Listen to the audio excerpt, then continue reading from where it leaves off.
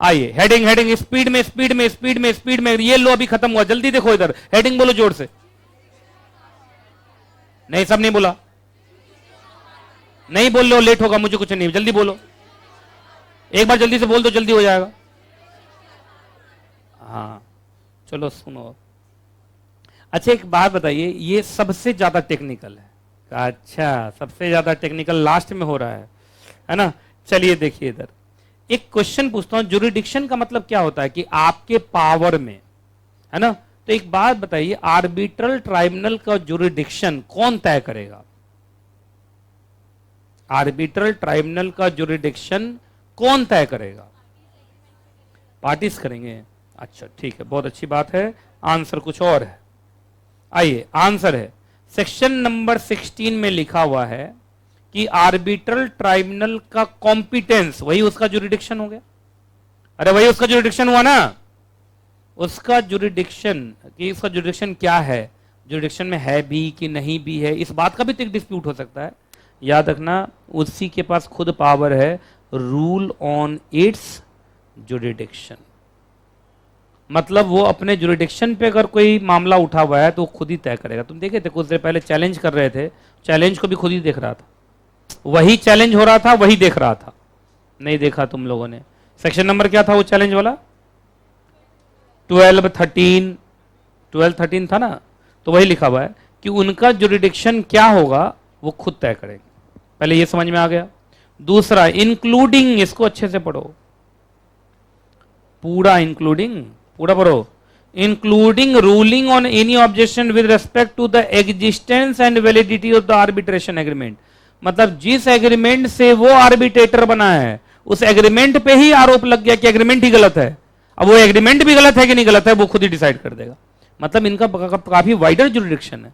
अब सुनो इसका मतलब कैसे, इधर देखिए आप, इधर देखो। जनरली मैं तुमसे पूछूं तो आर्बिट्रल जो ट्राइब्यूनल है उनके जुरिडिक्शन में कौन कौन सी चीजें आती होंगी?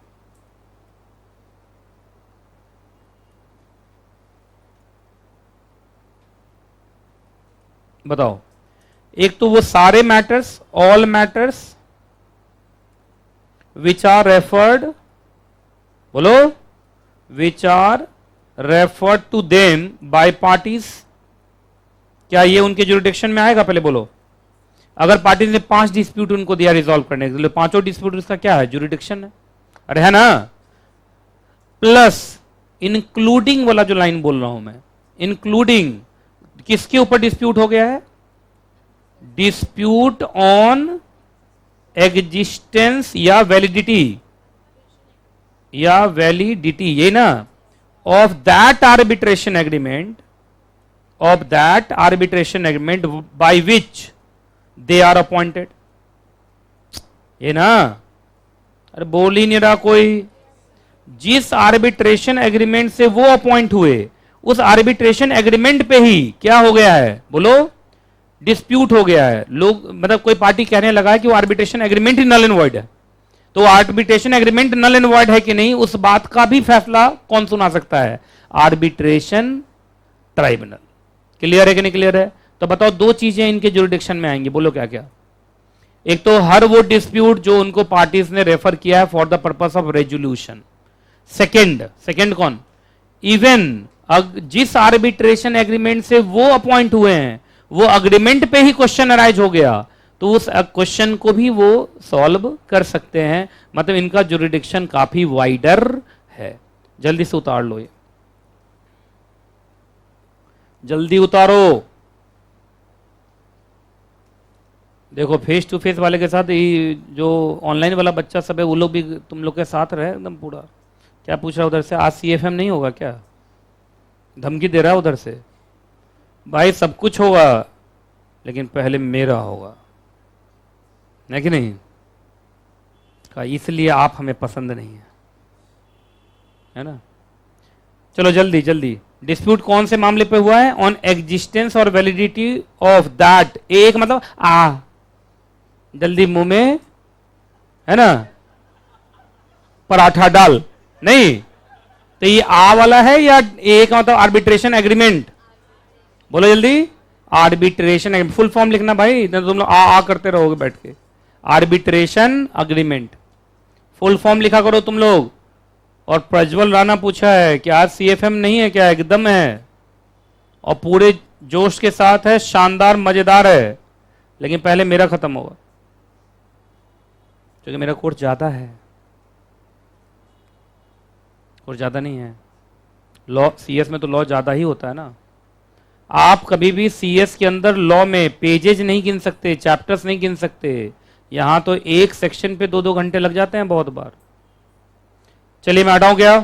तो बोलो आर्बिट्रेशन ट्राइब्यूनल का जुरिडिक्शन में कौन कौन से मैटर्स आते हैं? हर वो मैटर जो पार्टीज ने उनको भेजा है सॉल्व करने के लिए।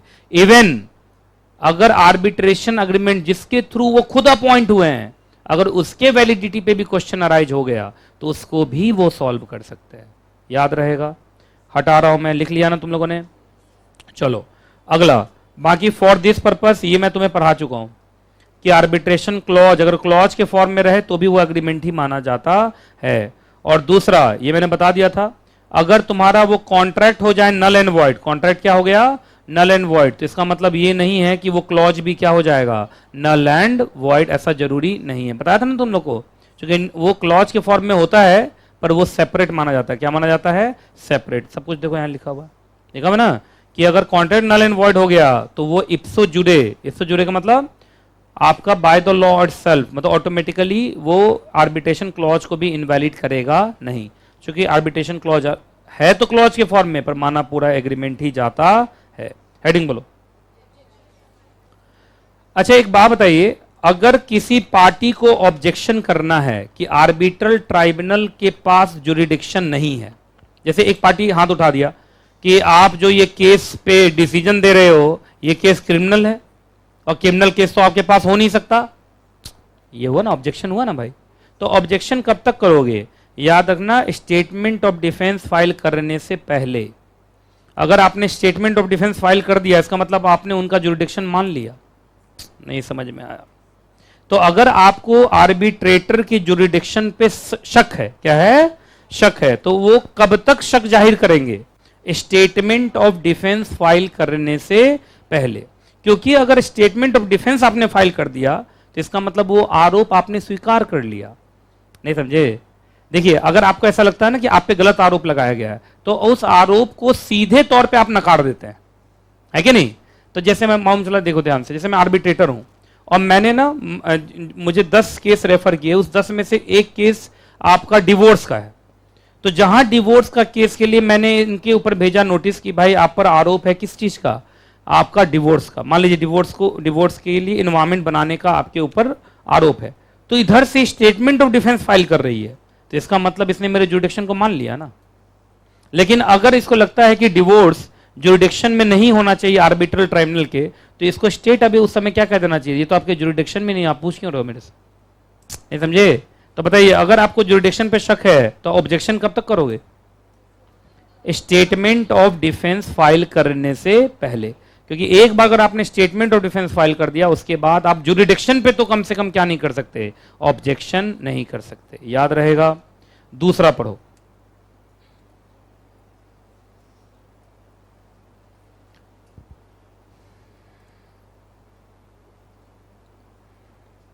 प्रीक्लूडेड का मतलब मना करना।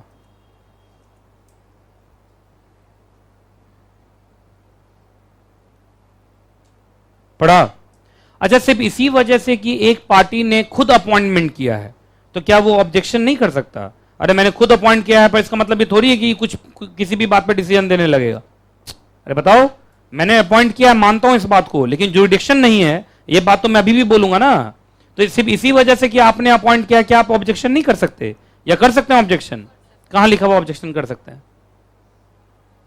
शैल नॉट बी प्रिकुलेटेड, मतलब उसको अलग नहीं किया जाएगा, मतलब उसको ऑब्जेक्शन करने दिया जाएगा। अरे तो सिंपल से बात है, हम आर्बिट्रेटर को पार्टीज ही अपॉइंट करते हैं, तो इसका क्या मतलब है कि पार्टीज बाद में ऑब्जेक्शन नहीं कर सकते क्या? बहुत बार हम अपॉइंट करते हैं, बाद में गलत आदमी निकलता है तो क्या ऑब्जेक्शन नहीं करेंगे क्या? ये कौन सा मतलब हुआ कि आपने अपॉइंट किया इस वजह से आप ऑब्जेक्शन नहीं करते? कोई मतलब है क्या? बात समझ में आ रही कि नहीं आ रही पहले बताइए आप। हम स्टूडेंट का एडमिशन लेते हैं और स्टूडेंट मान लीजिए बाद में बदमाश निकलता है तो उस इंस्टीट्यूट से निकालते हैं, तो कोई क्या बोलेगा मुझे कि आपने एडमिशन लिया है तो अब आपको उसको सहना पड़ेगा? ये क्या मतलब है यार? हमने लिया था एडमिशन, शुरू में बड़ा अच्छा लग रहा था देखने में, बाद में बदमाश निकल गया तो भगा दिया उठा के। सही बोल रहा हूं कि नहीं बोल रहा हूं, बुरा मत मानिएगा, जो बात सच है कि नहीं सच है। तो इसमें कोई दिक्कत नहीं है, आप कभी भी ऑब्जेक्शन कर सकते हैं, बस वही है कि ऑब्जेक्शन हमेशा करना है स्टेटमेंट ऑफ डिफेंस फाइल करने से पहले। चलिए अब बस खत्म ही है, जल्दी बोलो ये क्या है। अच्छा एक बात तो आर्बिट्रेशन में जितनी भी बातें चलती हैं क्या उसको लीक करते रहोगे बाहर? बोलो, क्या उसको लीक करते रहेंगे? तो ना आर्बिट्रेटर, ना आर्बिट्रल इंस्टीट्यूशन, ना पार्टीज हमेशा क्या मेंटेन रखेंगे? कॉन्फिडेंशियलिटी मेंटेन रखेंगे, है ना, गोपनीयता मेंटेन रखेंगे, है ना। अच्छा एक्सेप्शन भी है, अगर वो जरूरी है बताना, तो डिस्क्लोजर जरूरी हो गया है तो जरूरी है तो भी बताइए, मतलब एज पर लॉ जरूरी है तो बताइए, अदरवाइज आपको कोई भी चीजें लीक करनी नहीं चाहिए, क्योंकि आर्बिट्रेशन हमेशा प्राइवेट होता है, आर्बिट्रेशन हमेशा क्या होता है? प्राइवेट, याद रहेगा। तो हमेशा कॉन्फिडेंशियलिटी मेंटेन रखना है। बोलो हेडिंग बोलो। अच्छा आर्बिट्रेटर ने फैसला दिया, जैसे मालूम चला भाई आज मैंने जब आर्बिट्रेशन चैप्टर स्टार्ट किया था तो इन दोनों के बीच में झगड़ा हुआ था ना, क्या नाम है आपका? नेहल, और आपका नाम भाव्या, इन दोनों में झगड़ा हुआ था। मैंने बोल दिया कि मैंने पूरे केस को समझने के बाद मुझे लगता है कि नेहल सही है और जो भाव्या है ये गलत है। भाव्या पकड़ के पीट पाट दी मुझे, घसीट घसीट के पीट रही कि अब एक नया आर्बिट्रेशन होगा, है ना, या मेरे ऊपर केस कर रही है कि इस आदमी ने मेरे खिलाफ डिसीजन कैसे दे दिया। अच्छा बात बताइए, मैं आर्बिट्रेटर हूँ, मेरा तो काम है डिसीजन देना, मैंने तो गुड फेथ में डिसीजन दिया, ऐसा थोड़ी कि मैं इसके खिलाफ हूँ या मेरा इससे कोई पर्सनल ग्रजेस है, बताओ, ऐसा तो कुछ भी नहीं है ना। तो याद रखिएगा सेक्शन 42B कहता है कि कोई भी suit, no no no no, शुरू से नेगेटिव है, कोई सूट या लीगल प्रोसीडिंग्स किसी खिलाफ नहीं हो सकता, आर्बिट्रेटर के खिलाफ नहीं हो सकता, कब तक? जब तक उसने सारे काम किस में किए हैं? गुड फेथ में किए हैं। अच्छा लेकिन मैंने जानबूझ के किया, तो जैसे पैसा वैसा खा के किया है तो फिर वो मेरे ऊपर केस कर सकती है, याद रहेगा। अगली क्लास में आएंगे तो क्या पढ़ना शुरू करेंगे? Arbitral award. क्या लग रहा है अगली क्लास में ये हो जाएगा? 2 क्लास में ये चैप्टर हो जाएगा? देखो तो अगर मैं टेस्ट लूंगा तो नहीं हो पाएगा ना, बहुत ज्यादा है ये तो,